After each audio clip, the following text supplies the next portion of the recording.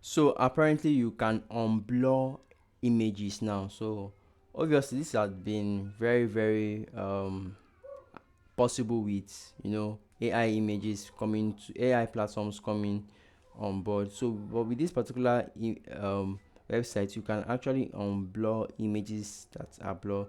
So if you have a blurred image rather, you can unblur them. You can also use Canva, but this gives you a very fast um, um, output. Now this is a mistake on their part. You wrote out instead of results.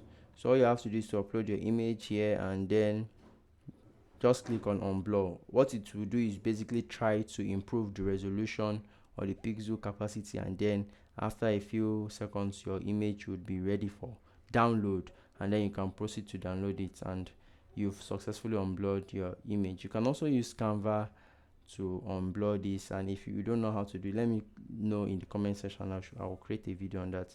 So guys, let me know what to think about this video, and I'll see you guys in the next one. Do have a great day, guys.